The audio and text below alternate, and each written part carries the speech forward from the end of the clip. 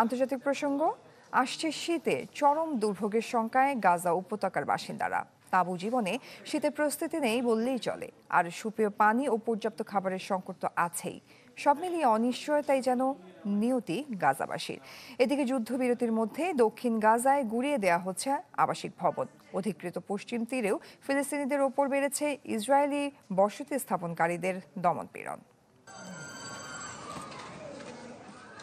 মানাল সেলেম যুদ্ধবিধ্বস্ত গাজা উপত্যকার এক বাস্তুচ্যুত বাসিন্দা।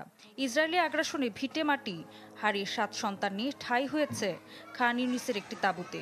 কিন্তু পর্যাপ্ত খাবার ও পানি ব্যবস্থা না থাকায় কোন রকম দিন পার করছেন 50 এই নারী। কেউ আমাদের কথা শুনুক, আমাদের জন্য তাঁবুর ব্যবস্থা করুক, এভাবে বাঁচতে পারছি না। RICL TMX, যুগের পর যুগ স্থাপনা থাকে মজবুত। শুধু মানাল সেলেমই নয়, খান ইউনিস সহ গাজার বিভিন্ন অংশে বাস্তুচ্যুত মানুষের গল্প ঠিক এমনই। 2 বছর ধরে আশ্রয়ের খোঁজে এক জায়গা থেকে অন্য জায়গায় যাচ্ছি। এখন যেখানে ঠাঁই পেয়েছি তার অবস্থাও করুন।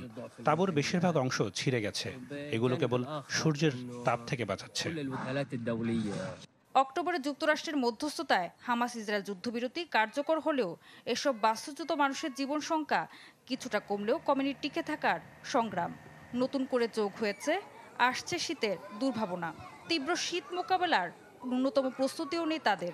এরই মধ্যে বিষয়টি নিয়ে উদ্বেগ প্রকাশ করেছে উপত্যকাটিতে কাজ করা বিভিন্ন মানবিক সংস্থা।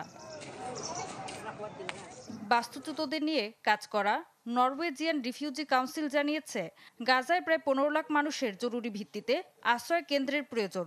কিন্তু ইসরায়েলি সেনারা তাঁবু ও অন্যান্য সহায়তা সামগ্রী ঢুকতে দিচ্ছে না উপত্যকাটিতে।